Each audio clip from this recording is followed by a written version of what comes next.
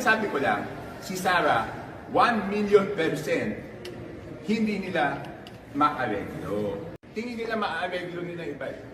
Pero si Sara, sa tingin nila, hindi nila maareglo yun. Kahit, maging totoo tayo, kayo pa, paano ba kayo mag-isip? Sa tingin nyo ba maareglo si Sara o hindi? Okay, kayo tanungin ko. Sa tingin nyo maaareglo si Sara o hindi? Eto po kung ako tatanungin ninyo, hindi nyo maaareglo si Sara.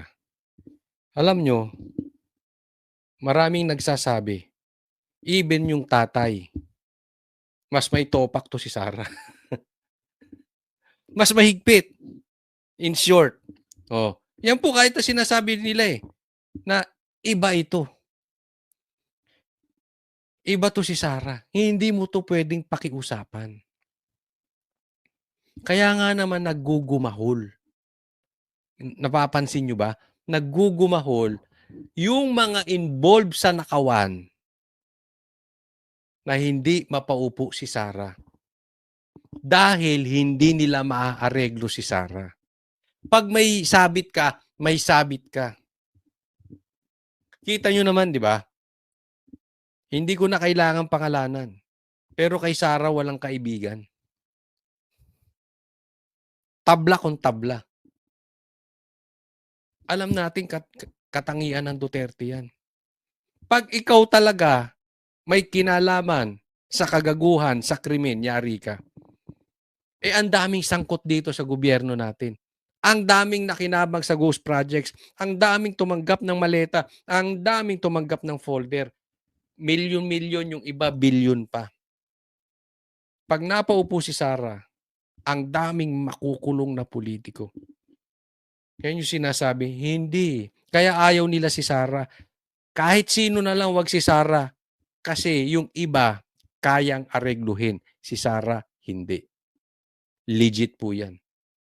Kayo tatanungin ko, definitely no. Di ba sir, parang passing judgment naman yun sa ibang tao na pwedeng ma-elect din na presidente? Sino ba yung nagtanong na yan? Hindi ko alam kung sinong tanong Parang, instead na ang media ay matuwa dahil hindi paliligtasin ni Sara etong nakawan sa ghost projects na binabudgetan ni Saldico, ni Tambaluslos at saka ni Marcos para masugpo yung flood control scandal. Alam mo issue nung nagtanong.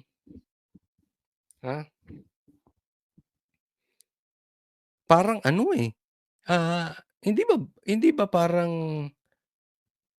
bias? Parang hinuhusgahan natin yung tatakbong presidente dahil parang nahuhusgahan sila na maaareglo sila. 'Di ba? I mean, walang masama dun sa tanong. Pero parang makikita mo yung laman ng loob ng puso. Kasi kung ikaw ay talagang gusto mong maayos ang Pilipinas at malutas itong suliranin natin sa nakawan, sa korupsyon, sa mga politiko, ang unang papasok sa tanong mo, di ba dapat, paano kaya masisiguro ni Sara na mananagot lahat? Madami po silang nakinabang dito at kumakalat ang pera. Ganun di ba?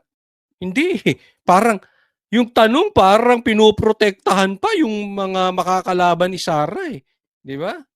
Parang doon nakapanig aking opinion lang naman yan, ha? Siyempre, I'm entitled to my own opinion, di ba? Opinion ko yun kahit kayo naman may opinion kayo Di ba kaya nga tinatanong, binabalik ko sa tao, si Sara ba pwedeng areglohin? Kaya tanong ko rin sa inyo, si Sara ba pwedeng areglohin? Ako sa tingin ko, hindi. Lagay nyo sa comment section, ano sa tingin ninyo? Pero ito matindi rito. Etong nagsisiwalat na ito, kakampi to ni Bongbong Marcos. Remember, ito pa ang campaign manager nila nung 2025 election, itong alyansa ni Bongbong Marcos. Alyansa ng Kainsuka. Siya yun, campaign manager.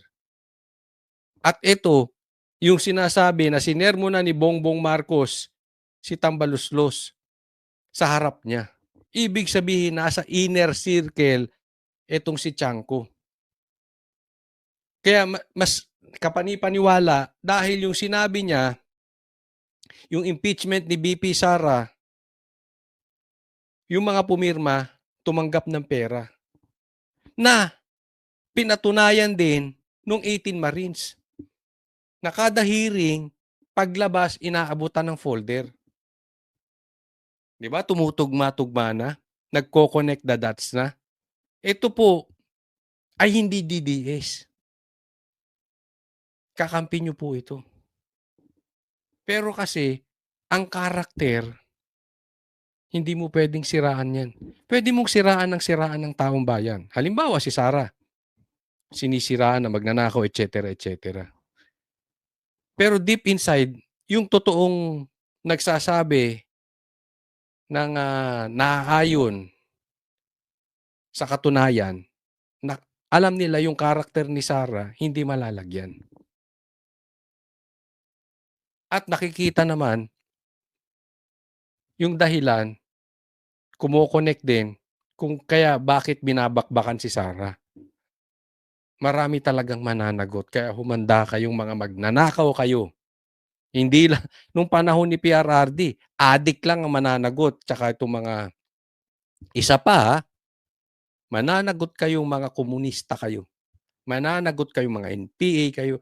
Ayaw ni Sara yan. Pati kayong mga korap, lagot kayo. Hindi nyo maaareglo si BP Sara. Tingin ko hindi. Yung iba ba, pwedeng areglohin o hindi? O kahit hindi areglohin, pwede bang pakiusapan para mas magandang term? Ay, medyo matigas yan. Alam mo, ako, ito aaminin ko sa inyo. Halimbawa, ako, nailagay bilang sa opisina, hindi maaareglo. Pero posibleng maawain Pwedeng mapakiusapan. Bibigyan muna ng warning. Pag inulit mo pa yan, pakukulong na kita, tipong ganon. Si Sara, hindi mo pwedeng pakiusapan. Period ka agad. Yun yung punto niya. Kasi meron namang mga politiko na pwede mong pakiusapan, medyo maawain. Diba? Hindi ko sinasabing masamang tao si Sara, pero si Sara ang kailangan ng Pilipinas ngayon. Hindi pwede yung maawain. Dahil loko-loko demonyo na tong mga to Diba? Grabe magpahirap sa Pilipinas. Kaya saktong-sakto si Sara. Saktong-sakto siya. Hindi pwedeng pakiusapan. Pwede bang pakiusapan? Kunyari sir, Kasi ang question, bakit ngayon wala pang nananagot? Di ba? Bakit ngayon wala pang nananagot? kunyari lang sir, kunyari lang, Lenny Robredo, or for example, Erwin Tulfo, na yung mga medyo na matunog Do you think pwede silang aregluhin or pakiusapan? Alam mo, I don't want to pass judgment on them. Pero hindi. Tingnan mo yung focus nila, nandoon sa kalaban. Hindi yun ang issue. Dapat ang sinasabi alam mo,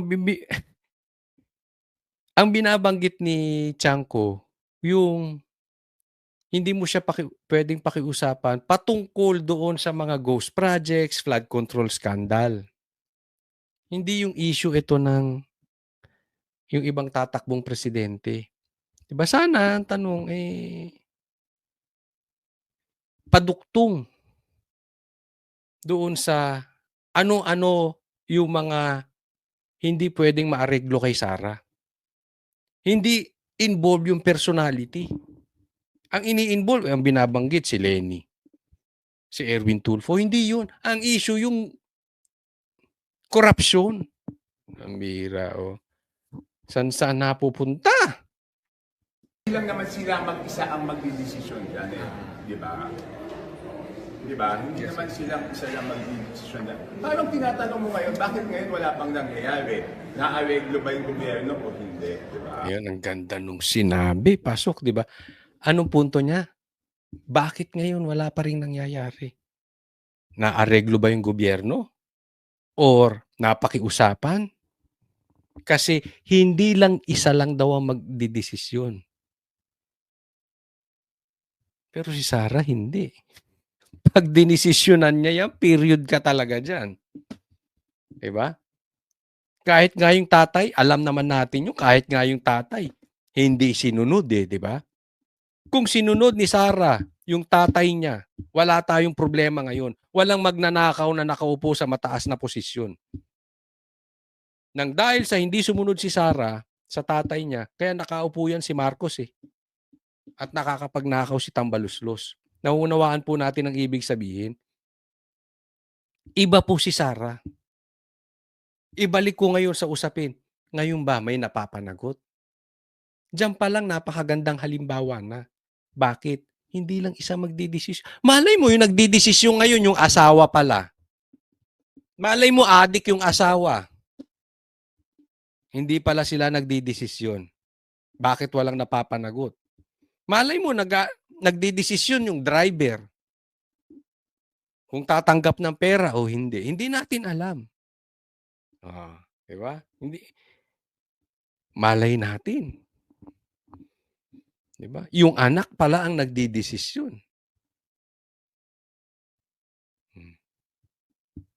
Ibig sabihin, walang tayo. Pagka inisip mong talaga yan, bongbong na bongbong Di ba? Bongbong na bongbong. Hindi mo na nga malaman kung sino bang bumubulong kay bongbong Parang wala na sa katinuan O lumalambot ba o hindi? Di ba? Hindi. Ang sinasabi ko lang, si Sarah, 1,000,000% hindi nila maareglo. Yon, ang ganda nung sinabi. 1,000,000% hindi maaareglo si Sarah. So, ibig sabihin, siguradong. Gaano ka sigurado? 1,000,000%. Ano ba yung 1,000,000%? Parang bukas, lilitaw ang araw. Pagdating sa gabi, siguradong lalabas ang buwan at magdidilim. At kinabukasan, lilitaw ulit ang araw. At pagdating ng gabi, lilitaw ulit ang buwan. Ibig sabihin parang ganyang kasigurado. 1,000,000%. Kalaban po itong nagsasalita. Kaya nga naman, gusto ng Pilipino talaga si Sarah Dahil yan ang kailangan ng Pilipino. Yang 1,000,000 na ipamimigay niya sa bawat Pilipino. Yang 1,000,000 na kasiguraduhan na hindi makakaligtas lahat ng magnanakaw ng ghost projects. Hindi makakaligtas itong flood control scandal masterminds. Yan. Kaya BP Sara, ibigay mo na yung 1,000,000 sa bawat Pilipino. Yung 1,000,000, 1,000,000%. Kailangan nang matapos talaga itong nakawan. Pwede ba isama mo na yung mga rebelde sa Pilipinas? Yung mga makakaliwa, yung mga komunista, yung mga naghahasik, yung mga terorista, hahasik ng lagim sa Pilipinas. Para matapos na tayo. Matanong ko lang kayo, doon sa mga nakapunta na sa Davao, na hindi taga Davao hindi taga Davao, pero nakapunta na sa Davao. That exactly, sana ang magawa ni BP Sara sa Pilipinas. Maging parang Davao. Pwede kang maglakad sa kalsada, safe, walang addict, walang drug lords, walang mga rebelde, walang mga NPA. Alam naman natin kalat ng NPA yan before, di ba? Mga terorista. Yan yung gusto mangyari sa Pilipinas. Yan ang kayang i-offer ni BP Sara. According dun sa kalaban, ha? Si Tiangco. Malinis. So kung ikaw yung merong may kasalanan, gusto mo bang manalo yung 1,000,000%, hindi mo maaareglo. Di ba? Hindi ko hinuhusgahan yung ibang kandidato. Ang sinasabi ko lang, ito, siguradong hindi nila maaareglo. Alam ko yon at alam nila yon. Saktong-sakto yung sinabi. Halimbawa, ikaw si Tambaluslos. O ikaw na lang, tumatanggap ka ng maleta. Halimbawa, ikaw si Trillanes, nakinabang ka. Halimbawa, ikaw si Dilima, tumanggap ka ng envelope. O halimbawa, ikaw yung Quadcom na nabibigyan ka after hearing. Gugustuhin mo ba si Sara makaupo? Alam mo hindi mo maareglo. Ito alam, ha? Alam to ng mga politiko. Sa circle nila, alam nila kung sino mo pwede mong bigyan ng pera. Si Sara. Mapapahiya ka kay Sara pag bibigyan mo ng pera. Yan ang kailangan nating presidente. So ngayon, yung mga magnanakaw, nagtutulong-tulong.